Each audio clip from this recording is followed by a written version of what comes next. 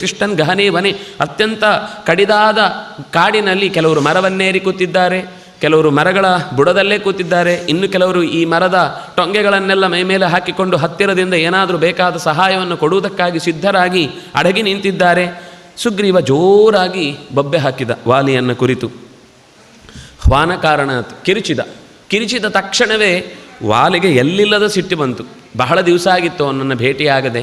ಯಾಕೆಂದರೆ ಋಷ್ಯಮುಖ ಪರ್ವತದಲ್ಲಿ ಅಡಗಿ ಕೂತ ಮೇಲೆ ಅವನಿಗೆ ಇವನೊಬ್ಬ ಉಳಿದು ಬಿಟ್ಟ ಅಲ್ವಾ ಅಂತನ್ನುವ ವ್ಯಥೆ ಮನಸ್ಸಿನಲ್ಲಿತ್ತು. ಈ ಮಾತು ಕೇಳಿದ ತಕ್ಷಣವೇ ಆಢಂಪರಿಹಿತೋ ವೇಗಾತ್ ನಾದೈಹಿ ಭಿಂದನ್ ಇವ ಅಂಬರನ್, ಮೋಡಗಳು ಗಿಡಿಗಿಡಿದು ಜೋರಾಗಿ ಒಂದು ಗುಡುಗಿದಾಗ ಎಂಥ ಸದ್ದಿಗೆ ಎಲ್ಲವೂ ಕೂಡ ನಡುಗುತ್ತೋ ಹಾಗೆ ಅವನೂ ಕೂಡ ಪ್ರತಿಯಾಗಿ ಸದ್ದು ಮಾಡುತ್ತಾ ವೀರಾವೇಶದ ಧ್ವನಿಯನ್ನು, ಈ ಕಪಿಗಳದ್ದು ಸಾಮಾನ್ಯ ಕೀತ್ಕಾರ ಅಂತಹ ಕೀತ್ಕಾರವನ್ನು ಮಾಡಿಕೊಂಡು ಮುಂದಕ್ಕೆ ಬಂದ.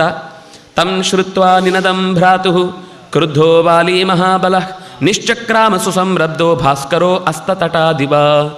ಆಶ್ಚರ್ಯ ಹೇಗಿತ್ತು ಅಂತಂದರೆ ಅವನು ಬಂದದ್ದು ಅದಕ್ಕೊಂದು ಇದು ಒಂಥರ ಕೆಲವು ಸೂಚನೆಗಳನ್ನು ಕೊಡುವ ರೀತಿಯಲ್ಲಿ ಉದಾಹರಣೆ ಕೊಡ್ತಾ ಇದ್ದಾರೆ. ಅಸ್ತತಟಾದಿವ, ಪಶ್ಚಿಮದ ದಿಕ್ಕಿನಿಂದ ಮೋಡವನ್ನು ದಾಟಿ ಸೂರ್ಯ ಮೂಡಿದರೆ ಹೇಗಿರುತ್ತೋ ಹಾಗೆ ವಾಲಿ ಬಂದ ಅಂತ. ಅಸ್ತತಟದಿಂದ ಈಚೆ ಬರುವುದು ಅನ್ನೋದು ಒಂದು ಅಪಶಕುನ. ಅಲ್ಲಿಂದ ಬಂತು ಅಂತಂದರೆ ಅದು ಬರಲಿಕ್ಕೆ ಸಾಧ್ಯ ಇಲ್ಲ. ಅದು ಜಗತ್ತಿನ ಭೀಷಾಸ್ಮಾದ್ ವಾತಪವತಿ, ಯಾವತ್ತೂ ಕೂಡ ಸೂರ್ಯ ಬರಬೇಕಾದದ್ದು ಪೂರ್ವದಿಂದಲೇ ಹೊರತು ಪಶ್ಚಿಮದಿಂದಲ್ಲ. ಅದು ಬಂತು ಅಂದರೆ ಪ್ರಕೃತಿಯ ದೊಡ್ಡ ಅನರ್ಥಕ್ಕೆ ಕಾರಣ ಆಗುತ್ತೆ ಅಂತ ಲೆಕ್ಕ. ಹಾಗೆ ಇವನು ಬಂದ ಅಂತ ಹೇಳುವ ಮೂಲಕ ತನ್ನ ಅನರ್ಥವನ್ನು ತಾನೇ ಹುಟ್ಟಿಸಿಕೊಂಡು ಬಂದಂತೆ ಅತ್ಯಂತ ಗರಿಷ್ಠವಾದಂತಹ ಶಕ್ತಿಯನ್ನೆಲ್ಲ ತುಂಬಿಕೊಂಡು, ಉತ್ಸಾಹವನ್ನು ತುಂಬಿಕೊಂಡು ಇಬ್ಬರು ರಣರಂಗದಲ್ಲಿ ನಿಂತಿದ್ದಾರೆ. ಎಲ್ಲರಿಗೂ ಭಯ ಆಯಿತು. ವಾಲಿ ಸುಗ್ರೀವರ ನಡುವೆ ಸುತುಮುಲಂ ಯುದ್ಧಂ.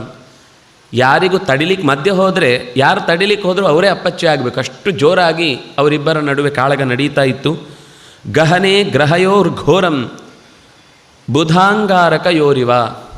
ಬುಧ ಮತ್ತು ಅಂಗಾರಕರ ನಡುವೆ ಹೇಗೆ ಈ ಗ್ರಹ ಯೋಗಗಳು ಕೂಡಿದಾಗ ಅದನ್ನು ಅನುಭವಿಸುವವನ ಬದುಕಿನಲ್ಲಿ ಅತ್ಯಂತ ಕಠಿಣವಾದ ಪರಿಸ್ಥಿತಿ ಬರುತ್ತೋ ಹಾಗೆ ಅವುಗಳ ನಡುವೆ ಅತ್ಯಂತ ಅಂದರೆ ಎರಡು ಪರಸ್ಪರ ದೃಷ್ಟಿ ಹಾಯಿಸಿದಾಗ ಈ ಯುದ್ಧವನ್ನು ಅಲ್ಲಿಗೆ ಜೋಡಿಸಿಕೊಂಡು ಹೇಳ್ತಾರೆ. ಕೈಗಳಿಂದ ಕೈಯನ್ನು ಹೊಡೆದರು, ಕಾಲುಗಳಿಂದ ಕಾಲನ್ನು ತಟ್ಟಿದ್ರು, ತಲೆಯಿಂದ ತಲೆಯನ್ನು ಗುದ್ದಿದ್ರು, ಎದೆಯನ್ನು ಗುದ್ದಿದ್ರು. ಜಗ್ನತು ಸಮರೇ ಅನ್ಯೋನ್ಯಂ ಭ್ರಾತರೋ ಕ್ರೋಧ ಮೂರ್ಛಿತವು. ಏನು ಸಿಕ್ಕಿತೋ ಅದು, ಮರಗಳನ್ನೇ ಎತ್ತಿ ಯಾವುದೋ ಮರದ ತುದಿ